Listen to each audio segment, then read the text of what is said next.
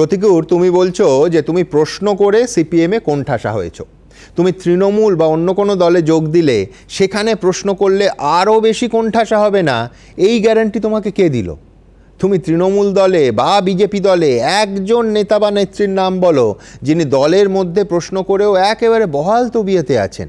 আমি বলছি, সংসদীয় রাজনীতিতে আজকালকার রাজনৈতিক দলগুলোর মধ্যে এই রকম উদাহরণ কিন্তু পাবে না। প্রশ্ন করার স্বাধীনতা কোন দলে আছে? আমি বলছি এই একই ভবিষ্যৎ পরের দলগুলোতে তোমার জন্য অপেক্ষা করছে যদি তুমি এই তোমার প্রশ্ন করার স্বভাবটাকে চালিয়ে যাও, মনে হয় না? সুমনদা, প্রতিটা মানুষের তো একটা মেন্টাল প্রিপারেশন থাকে। আপনি যেমন সাংবাদিক, আপনার কাজ হচ্ছে প্রশ্ন করা, হ্যাঁ। যে ডাক্তার তার কাজ হচ্ছে রুগী দেখা। আপনার মেন্টাল প্রিপারেশন নিয়ে আছে। এখন যদি আপনাকে কোদাল চালাতে দেওয়া হয়, আপনি কি চালাবেন? স্বাভাবিকভাবেই হয়তো চালাবেন, কিন্তু কষ্ট হবে। আমি যখন রাজনীতি করতে আসি, আমার সামনে অনেকগুলো অপশান ছিল। আমি বাম রাজনীতি বেছে নিয়েছিলাম কারণ এখানে গণতন্ত্রের পরিসর ছিল। আমি মাইন্ড সেট আপ নিয়ে এসেছিলাম যে ভাই এখানে প্রশ্ন করা যায়, এখানে তো প্রশ্ন করতে পারিনি। আর উল্টো দিকে আপনি যাদের কথা বলছেন, আমি সেই মাইন্ড সেট আপ নিয়ে যাব, কি প্রশ্ন কোথায় করতে হয় সেটা জেনে যাব। মানে পরের দলে তোমার মাইন্ডসেট থাকবে যে বাবা এখানে বেশি প্রশ্ন করব না। হতে পারে, কিন্তু আমার দৃঢ় বিশ্বাস আমি যে দলেই যাব নিশ্চয়ই প্রশ্ন করার অধিকার আমাকে সেই দল দেবে। এরকম কোনো দলের ভারতবর্ষে তোমার উদাহরণ জানা আছে যে প্রশ্ন করার অধিকারকে ভীষণ স্বাগত জানানো হয়?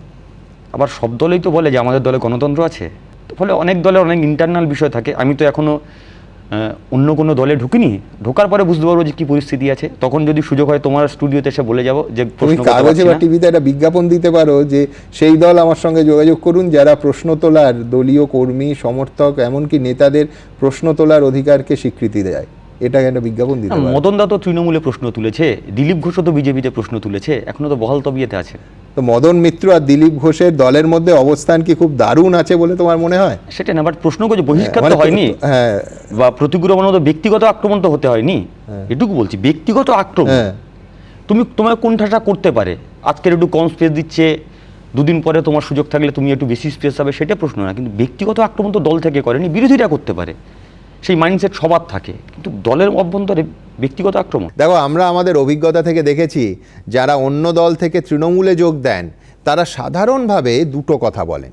এক, আগের দলে দমবন্ধ হয়ে আসছিল, আর দুই, চতুর্দিকে এত উন্নয়ন হচ্ছে তাই আমিও উন্নয়ন যজ্ঞে সামিল হলাম। প্রথমটা তো তোমার কথার সঙ্গে মিলে যাচ্ছে। তুমি কি দ্বিতীয়টাও মনে করো যে তৃণমূল সরকার এই রাজ্যে প্রভূত উন্নয়ন করেছে? কিছু কাজ তো ভালো করেছেই অবশ্য সুমনদা। কালকের আপনাদের চ্যানেলে আমি বলেছি, যেমন লক্ষ্মীর ভাণ্ডার নিয়ে আমাদের তো স্ট্যান্ড পয়েন্ট আগে আমি নিজে বহুবার হয়তো আপনার ক্লিপে থাকতে পারে, আমি নিজেই বলেছি ভিক্ষা নয়, আমি অধিকার চাই। পরে দলীয় স্ট্যান্ড হয়েছে আসলে ওরে ভিক্ষা বললে ভুল রিয়াকশন হচ্ছে, ভোট কেটে যাচ্ছে।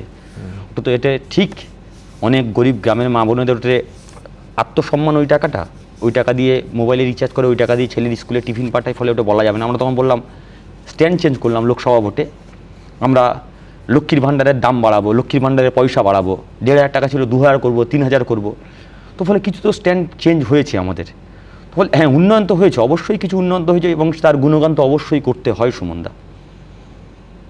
বাট শুধু এই প্রশ্ন না, প্রতিক্রমণ শুধুমাত্র উন্নয়ন, দুর্নীতি এর পাশাপাশি দুর্নীতির প্রশ্নগুলো বলবো। প্রতিক্রমণ শুধুমাত্র উন্নয়নের প্রশ্নে অন্য কোনো দলে যাবে, আপনি প্রথমে ধরে নিচ্ছেন আমি তৃণমূলে যাবো, যাক আমি ধরেই বা নিলাম, শুধু উন্নয়নের প্রশ্ন নয় এখানে। মানে আমি বলছি অন্য কিছু ধরার তো কোনো দরজা খুললে সুমনদা বোঝে অনেকগুলো একটা কথা আছে, ইন্টেলিজেন্ট গেস। আমি বলছি তোমার ক্ষেত্রে গেসের সঙ্গে ইন্টেলিজেন্স পার্টটাও যুক্ত নয়, তার কারণ অবধারিতভাবে তোমার গত 48 ঘন্টার প্রত্যেকটা বক্তব্য আমি যদি সামনে রাখি, তাতে এক এবং একমাত্র যে দলটা তোমার বিকল্প হতে পারে বলে তোমার কথা থেকে মনে হচ্ছে সেটা one and only Trinamool Congress হতে পারে। সেটা সময় বলবে।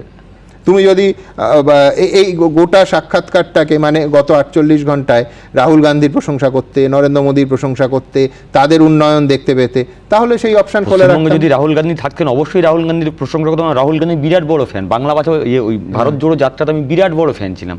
তো যদি পশ্চিমবঙ্গে রাহুল গান্ধী থাকতেন নেতৃত্ব হিসেবে, অবশ্যই রাহুল গান্ধীর ফ্যান হতাম, সেটা আলাদা প্রশ্ন সুমনদা।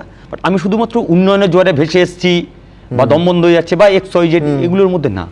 পলিটিক্যাল তো একটা কথা আছে সুমনদা, বিজেপি বিরোধী লড়াই কে লড়তে পারবে, একটা ফ্যাসিস্ট শক্তির বিরুদ্ধে কে তার বলিষ্ঠ ভূমিকা পালন করতে পারবে, এখানে অন্য আর কোন দল আছে? ফলে বিজেপিকে শুধু ভারতবর্ষের মাটিতে সাম্প্রদায়িকতাবাদের রাজনীতি এবং সংখ্যাগুরু সাম্প্রদায়িকতাবাদের রাজনীতি যেভাবে হাওয়া দেওয়া হচ্ছে, বিশেষ করে পশ্চিমবঙ্গে, উল্টো দিকে বাংলাদেশেও জামাতকে ওইভাবে হাওয়া দেওয়া হচ্ছে। তাহলে আমি পশ্চিমবঙ্গের মাটিতে বসে জামাতকে গালাগাল দেবো, আর ভারতবর্ষের মাটিতে জামাতের সঙ্গে মিটিং করব, দুটো একসঙ্গে হয় না। আচ্ছা, বিজেপি বিরোধী লড়াই হ্যাঁ। যে সবচেয়ে শক্তিশালী ভূমিকা পালন করবে আমি তার সঙ্গে থাকবো, স্বাভাবিক এটাই। এবিপি আনন্দ, এগিয়ে থাকে, এগিয়ে রাখে।